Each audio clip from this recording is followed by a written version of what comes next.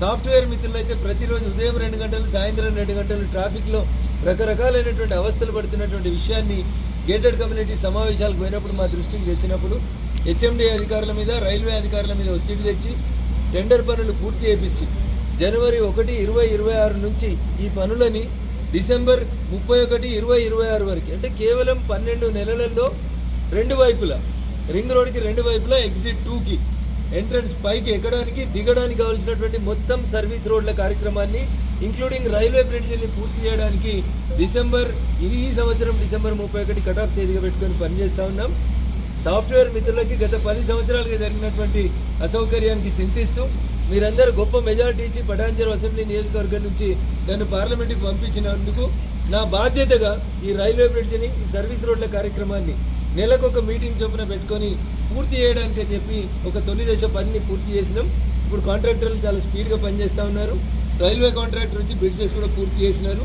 Only కావాల్సినటువంటి access road పక్కన ఉన్నటువంటి సైడ్ బర్మ్స్ పక్క గోడలు కట్టి రీటైనింగ్ వాల్ అంటారు దాన్ని టెక్నికల్గా రీటైనింగ్ వాల్స్ తోటి మొత్తం మట్టి పోసి డిసెంబర్ 31 వరకు ఎగ్జిట్ 2 దగ్గర మిగతా ఎగ్జిట్ల దగ్గర వెహికల్స్ దిగడానికి ఎక్కడానికి ఏ రకమైనటువంటి సర్వీస్ రోడ్కి అప్రోచ్లు ఉన్నాయో అట్లాంటివి పూర్తి చేస్తామని గత 10 ఏళ్ల నుంచి పట్టించుకున్నటువంటి పాలకుల విషయం లోపల మాదిరిగా కాకుండా నాకు ఓట్లేసి నన్ను అభిమానించి ఒక చదువుకున్నటువంటి వ్యక్తిని పార్లమెంట్కి పంపిస్తే మాకు పని అవుతుంది అనేటువంటి ఏ విశ్వాసంతో అయితే ప్రజలు నా మీద విశ్వాసం ఉంచి మెదక్ నుంచి పార్లమెంట్కి పంపినరో అదే విశ్వాసంతో ఇక్కడే చాలామంది నా మీద పోటీ చేసినటువంటి ఎమ్మెల్సీ ఈయనే దిగిపోతాడు. రోజు ఎగ్జిట్ 2లోనే దిగి ఆయన వ్యాపార సామ్రాజ్యానికి పోతాడు.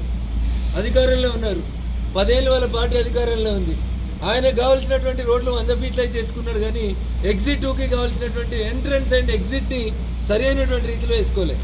ఆయననే ఈ జిల్లా కలెక్టర్, ఆయననే ల్యాండ్ అక్విజిషన్ చేయడంలో ఫెయిల్ అయిండు. ఆయన ఒక 100 ఎకరాల సామ్రాజ్యానికి 100 ఫీట్ల రోడ్లు వేసుకున్నాడు. కొడుకు పెళ్లి చేసుకుంటే ముఖ్యమంత్రి వస్తాడంటే రాత్రికి రాత్రి 100 ఫీట్ల రోడ్లు వేసిర్రు.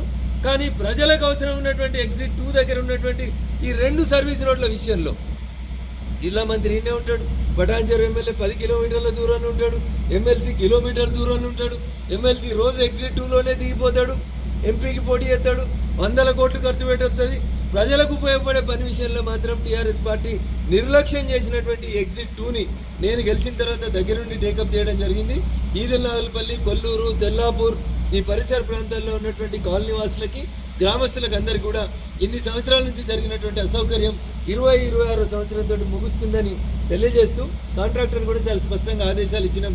31st is your cut off date. ఆ లోపల పని పూర్తి చేసి ఇంకో నెల ముందే చేస్తానని వాదా చేసినాడు contractor. Hope for the best. Thank you అండి.